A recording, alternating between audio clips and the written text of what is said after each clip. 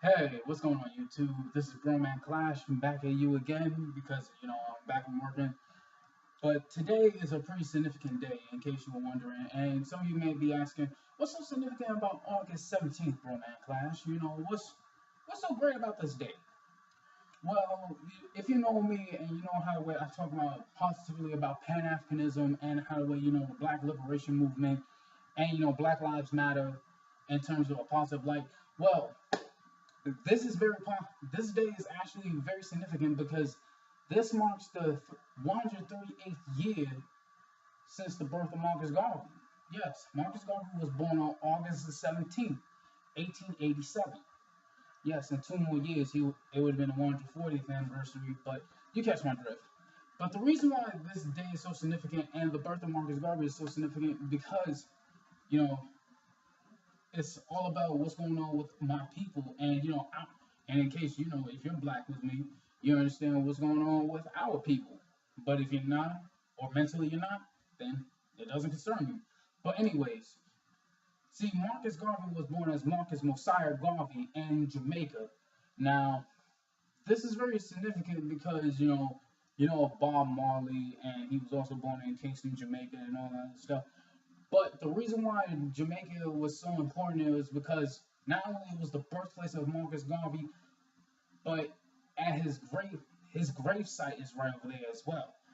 But why is Marcus Garvey so important? Well, as I mentioned before, Marcus Garvey was also known to be a Pan Africanist. Matter of fact, one of the fathers of Pan Africanism. And what is Pan Africanism? See, Pan Africanism is the belief that if you have pride or you're for Africa, you're for the purpose of Africa, you're for helping Africa. Well, and he was also pro-black. He was also anti-capitalism and all that other stuff. But more importantly, he was down for his people. That's another key factor in being Pan-Africanist. You have to be down with your people, not down to exploit them, not down to tear them down, not down to just to hassle them, but down to help them. That's the main key factor of Pan-Africanism and why Marcus Garvey is very important. Well, anyways, what Marcus Garvey did for his people was the fact that he managed to create, the SS Frederick Douglass, the first black star line. And he managed to actually create the UNIA, the Universal Negro Improvement Association. And not only that, with his contributions, he also stated these three things: have love for your own people, make sure you have knowledge of self, and make sure black money is black owned by black businesses. Now, if you want to talk about why is Marcus Garvey so important and why in every single way Marcus Garvey is also a bit of an influence on future movements and on future people, such as Malcolm X, Dr. Martin Luther King, the Nation of Islam, the Rastafari movement. Now, the Rastafari movement and the Nation of Islam movement is very important because they also go back on the Marcus Garvey movement. Even the Honorable Elijah Muhammad, he was also he considered himself a Garveyite. And Malcolm X's parents, they were Garveyites. They were listening to Marcus Garvey's lectures. They were preaching Pan-Africanism, making sure black people are protected and have black-owned businesses. Now, and also Marcus Garvey is also a very significant leader because not only he made sure that his people were well armed and trained, he also made sure that they were well armed and planned. Because if you're not a planned people, guess what? You're not going to succeed. Not Planned Parenthood, by the way. I'm talking about planning as in having a foundation for your business, having a foundation for your family. But first, if you want to work on the foundation, you have to start from the ground. And that's what Marcus Garvey did. And now, it's also pretty important that, the UNIA, the Universal Negro Improvement Association, this is pretty important because the name says it in itself. It is meant to help. It's meant to help the Negro. It's meant to help black people. Back then they called us Negro, which stems from Latin, black. Now, here's another thing that Marcus Garvey, you need to know about Marcus Garvey. Sure, he had many people that were down to get him. You know, they were trying to smear his name and try to make sure that his face wasn't right there in the limelight. But yeah, you know, it was also pretty funny too because there was also W.E.B. Du Bois or Du Bois, depending on how the way you say it. He thought he was also next in line to do that. You know, make sure that his people were out there and make sure his people were also able to help themselves. But he was also, you know, a part of the National Association for the Advancement of Color People, you know, the NAACP.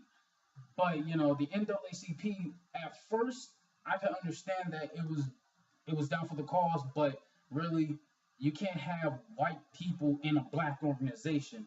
And as Marcus Garvey once said, if you have white money funding a black solution, it's just like cancer. It's not going to work.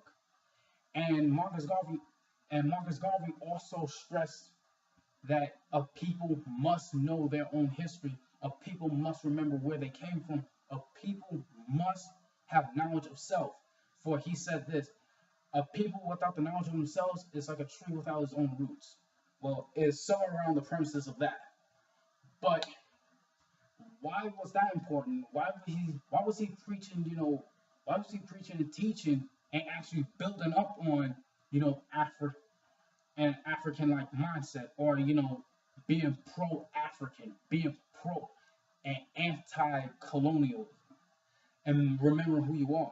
It was because you know what happened with slavery, and with the African diaspora, and how we lost ourselves. We didn't know who the hell we were. We don't know who the hell we are, and we don't know where we were going, and how the way things are going to be.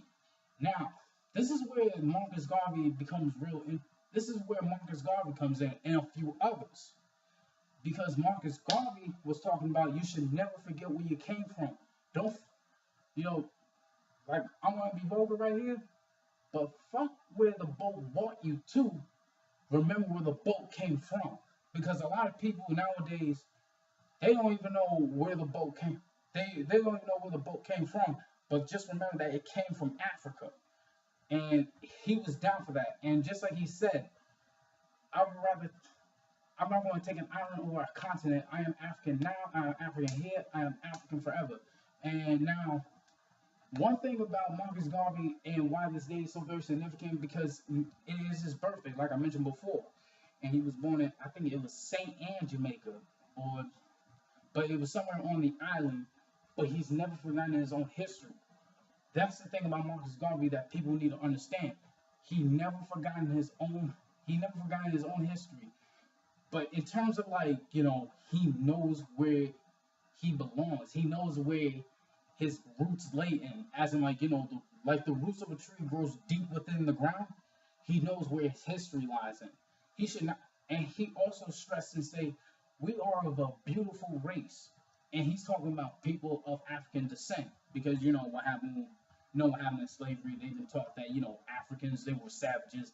They didn't have any type of civilization. They didn't have any type of way to produce a nation. The only thing they were doing was eating each other, being cannibals, and all that other crap, man. All that other stereotypical bullshit. And then for him to stand up and say, look, no, that's not how it is. And not only and you know what he did? Not only he said, we're not that, he proved it. He proved it. And by proving it, he also proved that, the oppressor, who's also been telling you all this junk about, oh yeah, we're all so powerful, we're superior, we're always going to do righteousness. And then here he is, especially, you want to know why the Black Star Line was created by him? Was because, I think it was because of the Titanic didn't even, one of the ocean lines didn't want black people on it. And you want to know what the funny part is? He managed to build his own star line, named after the famous abolitionist, Frederick Douglass. Now, I said Pan-Africanist, ahead of his time. But he was also a man ahead of his time as well. But he's never forgotten about the people who came before him. Hence why he named it, the SS Frederick Douglass. The SS, because, Frederick Douglass, he was an eloquent speaker and orator in terms of, like, talking about what's going on with people of African descent and talking about the ills and the wrongs of slavery. Now, you see why it's so very important that if you know about Marcus Garvey, you also know about a little bit about yourself. Despite him coming from the islands, he didn't look at the island as his home. You know what he looked at it as? He looked at it as a prison. But then he's never forgotten about where his roots lie in. Yet another thing about Marcus Garvey is the fact that he was not stupid. He wasn't stupid because he knew that not all of his not all of his people were actually going to help out. Not all of his people are going to be helpful in the struggle, in the revolution, especially in terms of African liberation and in terms of African way of survival. Now, what I mean by that is the fact that he said a quote that he said it in a quote, I have no intention on bringing all black people back to Africa because some people are no good here and they will not be good over there as well. Now, that's very important because if he knew that some of his people were not going to be any help, that means he was also smart enough to know that the very same people that he was going to help, they are going to help him. And, when it comes right down to it, that's also pretty important because what Marcus Garvey did, he set up a blueprint for future generations to follow. And, it's pretty sad because, not many people are not willing to, look at their own history or to even look at the fact that, that he actually helped set up the blueprint, but yet nobody's willing to act on it. But we're acting like, what the TV depicts. We're acting like what the magazines depict. We're acting like what the old dictionary that white people, like rich white men depict, right there. And then we didn't look at, we're following that definition instead of saying like, you know what, man, let's break stereotypes. Let's break that shit. You see this TV right here? Let's treat that shit. That shit don't matter. But, nobody's willing to look at that. But yet, there was another thing that Marcus Garvey also did that helped, future generations to be taught by what he was taught, by how the way he was teaching. He taught it not only to the parents, but the parents of those children that were taught by not only of Pan-Africanist ideology, but also were taught how to stand up for themselves and how to be themselves. Like I mentioned, case in point, Minister Malcolm X. His parents were also Garveyites. Hence why he grew up in a Garveyite-like setting. Read the autobiography of Malcolm X. He mentioned about the teachings of Marcus Garvey. He grew up in that time. And he mentioned about how the way he looked at his light, he was the lightest out of the bunch. He thought that it was his thought he was privileged or something like that. And he mentioned about how the way he was like that kind of thought process was poison. And Marcus Garvey also stressed that you should remember where you came from. Same thing that Malcolm X did. And I mentioned about the Rastafari movement. And some of you may say, oh, Rastafari, isn't that the one with, Bob Marley? Okay, let me get this one thing straight right here. Okay, because I'm not going to snap out on y'all because y'all believe that the Rastafari movement, okay, it was popularized by Bob Marley and his music, but it really started in Ethiopia by the name of Rastafari. But you know him as Emperor Haile Selassie I, the King of Kings. Yes, he was the one that spearheaded the Rastafari movement because he was influenced by the Pan-Africanist movement. Especially, when, during that time, British imperialism, European imperialism was going on in Africa. That's also pretty important to note because if you never knew that, the Rastafari movement was started by another man, And believe it or not, his actual name was Rastafari. Emperor Haile Selassie, I think that was a title. I think he gave himself that name. It's supposed to mean something, but I forgot. But when it came right down to it, what he did, what Marcus Garvey did, he left behind a legacy. And now, it's not that the legacy has been tainted, it's just that it has been more forgotten than it has been tainted. Now, this is pretty important to know because if you don't have a legacy to go off by, how can you remember where you came from? And now I want to connect Marcus Garvey to today's times. With Dr. Umar Johnson, he's also a Pan Africanist as well. He's, and as he said before, he stated about his birth and how the way his line, came from, a slave master raping one of his aunts or one of his cousins, I think, and then he's actually the nephew or the grand, like he's one of the other side of the families, he was also related to not Marcus Garvey, but to Frederick Douglass. Now, some of you may say that I understand I was stammering a lot right there, but some of you may ask, how does this tie in, with Marcus Garvey? Why is it so important? Well, like I mentioned before, and how the way Marcus Garvey stood up for not only for black economics, but also for black power and for black people. But yet, he also went by, Frederick Douglass and his eloquent speaking, and how the way he was also enamored by that, and how the way he was also like, you know what? Wait a minute, man. This is not how the way we are. This is not us. And he decided with his love, what I mean by love, I mean, he was compassionate and he was willing to do things. And no, not prostitution and all that stuff. Get that out of your heads now. You know what I'm talking about. He was talking about building businesses, making sure that youth was taught, make sure women were trained. That's another thing too. Marcus Garvey made sure that the women were not only had a little bit of an occupation, but also made sure that women had a way to defend themselves in case, their men were not home. And also could take care of kids. And that's another thing about Marcus Garvey too, is the fact that he loved his people. I mentioned, many times in this video that Marcus Garvey loved his people. The reason why he loves his people is because he knew that, hey, if there's no love with the people, how can we unify? That's pretty important because without unification with the people, how can you say that you have a nation? It's going to be a nation built upon lies. I mean, look at America. America is a shithole because it's not a nation built upon love. It's a nation built upon lies and deceit, cheating, and, overall, it's just a flat-out mess.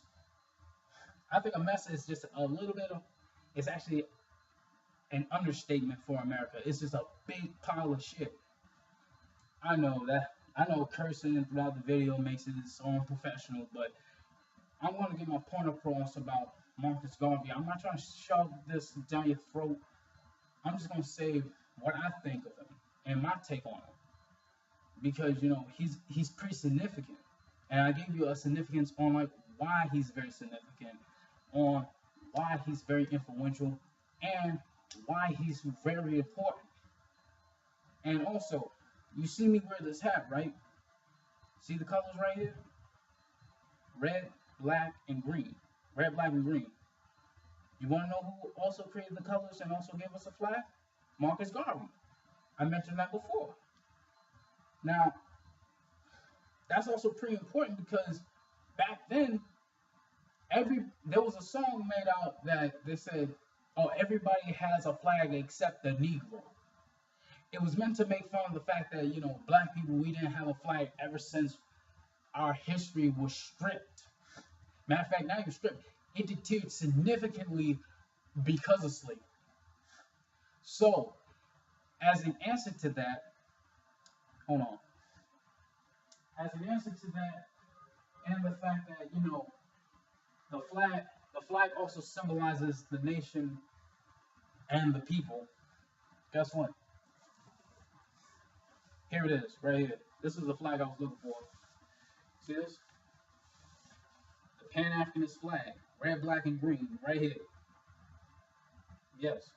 Red on top, black on the middle, and green on the bottom. See, the colors signify something, believe it or not. Because the color red signifies the blood, the history, the genes that tie African people together. Black, for the skin color, the melanin, and also the population that exists all over the world. And green, the land, the resources, and the fact that it's also pretty important to know that without resource, how can you build a nation? And without resource, how can you build up yourself? And without land, how can you claim your own? And not only that, without land, how can you plant a seed? How can you plant a seed? And it has to have its roots firm into the ground. Now, like I said, red, black, and green. Those colors are very significant. They may be, few and they may be three colors, but they signify something great. That's pretty important. And to tell you the truth, why do people even support the American flag? Now, some of you may say that, oh, now you're going to turn this into an anti-American kind of thing. Let me tell you something. America has always been anti-black. So don't try to get me with that, all right? Now, I remember it was mentioned that Marcus Garvey called, the American flag, a rag.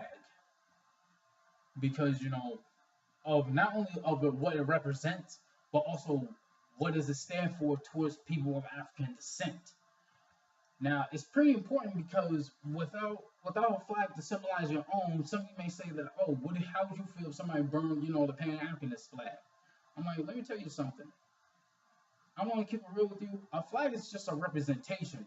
But when you're out there killing people, and especially out there, maiming lives, then a flag has nothing on the lives that you are actually killing and destroying. Let me get that one thing straight first. Now, some of you may say, but what about a flag? I thought it was supposed to represent. It does represent. It's a representation. That's the thing. Some of you may say, like, oh, what's a representation got to do with a destroyed people? Shit, look at America. It's a destroyed nation. Yet it has a representation. Now, answer that for me. Now, that flag and these colors, and Marcus Garvey mentioned that the American flag was nothing more than just a rag, and we need something that represents us. I mean, and really think about it, because if you really think about it, there are also other countries in Africa. Remember, Africa is the continent. There are countries within a continent. Let's not forget about that. Because some of you may say, I thought Africa was a country. I'm like, I can understand thinking united. I can understand, but let's get geologically correct now. Let's get our geological terms correct. See, there are some countries such as, I think, Ghana, Zimbabwe, I think.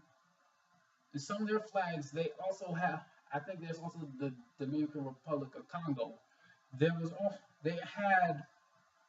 have the red, black, and green motif, which was inspired from the Marcus Garvey Liberation flag, which is also inspired from, the red, black, and green flag. This flag that you see right here, this beautiful flag.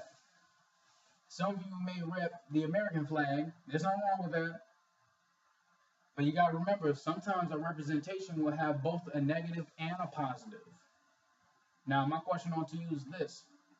If you try to make a positive fantasy over a negative reality, then there's something wrong. Now you know that I'm not wearing this for, a statement. I'm wearing this because I know the significance of these colors. They're pretty important. Now, I mentioned about how does Marcus Garvey connect to today, And especially when Marcus Garvey's birthday is today. If he was still alive, he would be 138 years old. But he passed away. He passed away in a prison, and in June 10th, 1940. And ain't that something? That was somewhere around the time of the Civil Rights Movement. Isn't that something?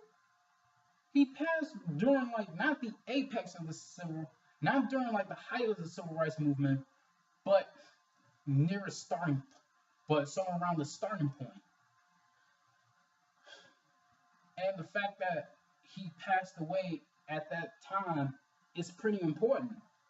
And what's also really important is the fact that he mentioned that people should have a knowledge of themselves and a knowledge that's keep them firm like trees, because a tree without roots is like a tree without nutrients. It's just an empty, hollow husk. Sure, animals may live in there, but it's still going to be empty. It lacks, any type of sustenance to actually grow and develop. And now I mentioned about how does it connect to, to today's times. I mean, come on, if you really think about it, the youth of today, especially youth of African descent, I was pointing at my skin tone, and sometimes I say, people who look just like me. That's just a term of expression to know that we are connected not only sometimes by DNA, but also by ancestral ties. But when you forget who you are, you have a destroyed people. When you forget your knowledge of self, you get a destroyed family. And when a family is destroyed, a community is destroyed, because everything starts at the home. And when the home is destroyed, what happens to, unification? What happens to communication? Remember, community is a portmanteau of words. Communication and unity. Without communication and unity, you don't have a community. If you don't have a neighborhood, only thing you left is just the hood. Hence, Dick Gregory once said, may he keep on joking. He's just like, man, you don't have a neighborhood around here. The only thing you left is with a hood. Hence why they pull a wool over your eyes. And Dick Gregory is wise, man. Listen to him. But, I love him. Like, no joke. But I'm talking about Marcus Garvey now. And it's pretty, and the reason why I say that Marcus Garvey has much more significance today, and he was way ahead of his time. Like I mentioned before, he wasn't thinking about what's going on now. He was during his time was actually the now of his time. He thought about the future. He was thinking about generations that would come after him. He was thinking about me. He was thinking about my parents. He was thinking about, my grandparents were still around when, not really. Well, my great grandparents were still alive when he was alive, so that doesn't really count. But he was thinking about my grandparents, my parents, me, my kids, my grandkids. He was thinking about people that will come after him, not people that came before him. But he knew he stood on the shoulders of giants, hence why he had to not only represent a nation of people, a nation of lost people, not a destroyed people. Because I remember in a disappointed way of speaking, I asked, have we fallen as a people? When I mean we as a people, I'm talking about people of African descent. I'm talking about, especially American Africans, not African Americans. Let's not get it twisted, because they don't consider us Americans. We're just Africans in America. Let's get that one thing straight. And the fact that we have forgotten who the hell we were and where we stand as a people, we fell. And I asked the question before, have we fallen as a people? I asked my dad, I asked a couple of people out in the street. My dad was the only one who responded. He said, son, we did and we didn't fall as a people because, one, We did fall as a people because we failed to realize on our own morals, and we failed to realize what have we done. But we didn't fall as a people because we're still here. We're still willing to fight. And I looked at that and I said, that's a genuine answer. Because honestly, I thought we wholeheartedly fell as a people. But to look at, what was going on in Baltimore, to look at what happened with Sam DuBois, and to look at what happened with Miss Sandra Bland, to look at what happened with, Natasha McKenna, to look at what happened with Kendra Chapman, to look at all the people who died, but yet see people who actually stood up and talked about it. I was really wrong. I was wrong. I was wrong. I was really wrong, to say that we fell as a people entirely. Sure, some of our priorities are not right, but that doesn't mean we fell as a people hard. But to look at that, and to look at the fact that, well, in terms of business-wise, we only a few of us, have black-owned businesses, which I give a thumbs up to, because you're also in, whether you know it or not, are contributing to Marcus Garvey's dream. But many of us are not. That means me included, and I need to work on my shit too. But when it comes right down to it, Marcus Garvey, like I mentioned before, and how does this tie in, with today's generation? See, look at the fact that I thought that we forgotten, who we were as a people because we were busy killing each other. To have that proven wrong, when lives were taken away, such as Tamar Rice, Michael Brown, to note the few. And especially, people standing up and talking about police brutality. And to see that, that's amazing. That shows that we haven't forgotten. And to see that, it's really beautiful. It was just like, yo, wait a minute. We really haven't fallen as a people. We deterred. We fell because we don't even know what the hell we were fighting against each other for anyways. We were busy trying to impress other people who wanted to kill us. We were busy trying to look like damn slaves in front of our damn slave masters. And to look at that and to realize that, wait a minute, our people are sacred, our women are sacred, our men are sacred, our children are the future. And if we're going to let all three fall, then what's the point of living?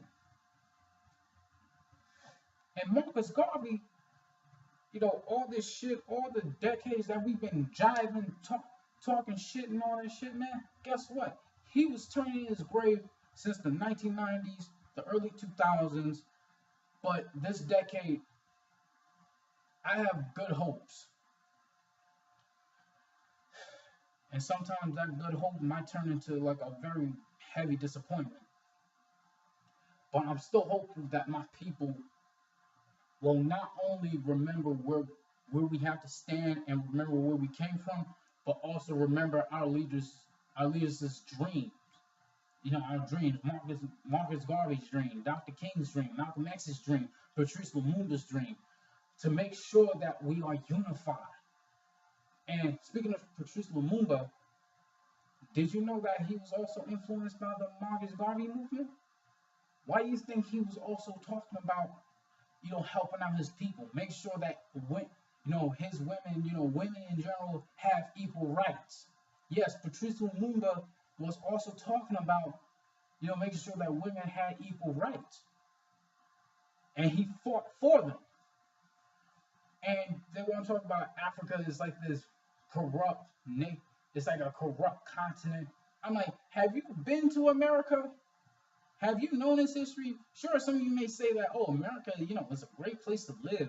I mean, look at all the luxuries that you have. Look at all the jobs that you have. Okay, I can understand at the surface it looks good, but have you looked at the internalized disruption, the internalized discord that America has caused, especially towards people of color, especially people who are black and brown? Now, some of you may say, I'm rambling on, but it also connects.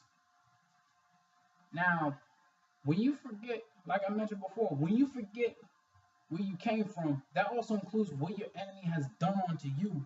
I can understand you can show compassion to your enemy and just be like, look, I love you, I'm willing to show you compassion, but don't give them too many chances. That's why we fell today, because we gave the very same people who want to kill us too many chances.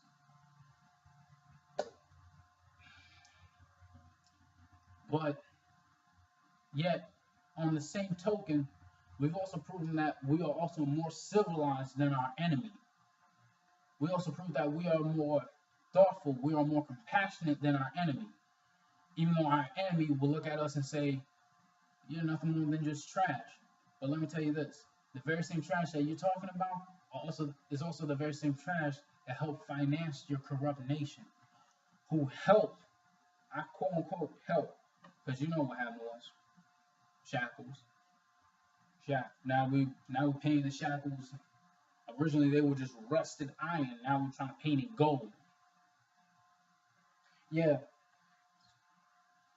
we're still financing the very same people who are actually benefiting from our enslavement. I mean, think about it.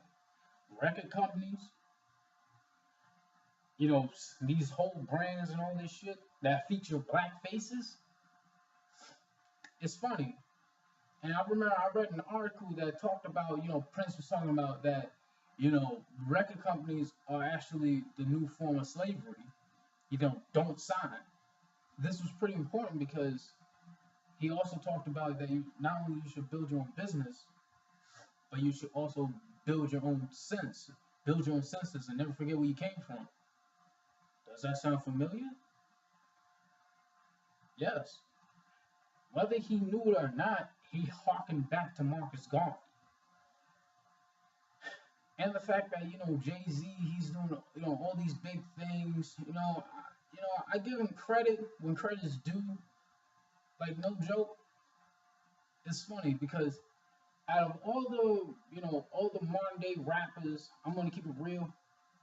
As much as I felt he was a sellout, which to me he still is, he's a businessman. So I give him credit when credit is due. To do all this, to own his own company, doing title, I give him credit. I really give him credit. Yet, to do all that, and to forget where you came from, actually to be afraid of where you came from, meaning that you are willing not to come back, that's the worst thing you could ever do. If you are afraid to go back to where you came from, people will say that you changed. No, they should say this. If you are afraid to come back to where you came from, you are more of a coward than you are actually a brave person, more than you changed. And Marcus Garvey wouldn't even stand for that. But at the same time, I give him credit for being a businessman. I give Prince credit for being himself and for telling it how it is. And for speaking out and talking about certain topics that not many people were willing to talk about. He's keeping it how the way music was done back then. Supposed to talk about the message right to the people's faces. Right to the people's face. And not afraid to talk about certain things. Talk about race relations, talk about, tension, talking about the ills of war, talking about giving peace a chance. That's pretty important. But those who benefit from war, they want to keep the cause of war going, but yet they don't want to, have it happen onto them. That was just me getting off a brief tangent off of, Marcus Garvey. Now back on to Marcus Garvey.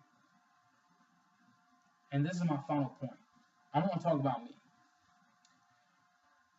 Marcus Garvey is also pretty important to me because I remember when I was young, having all, my classmates back in middle school. This is going to be me. I'm going to give you a brief intake on, like, why the colors red, black, and green is pretty significant and why it affects me, very personally, and why I talk about topics like this. And I'm going to give it to you straight. See, look, when I was younger, everybody knew a bit about their history. Everybody knew a bit about where they came from, and the type of blood. Like, they have Bayesian blood, they have Trini blood, they have Haitian blood. I give me about Haiti and the history of Haiti and the revolution. So give credit to that.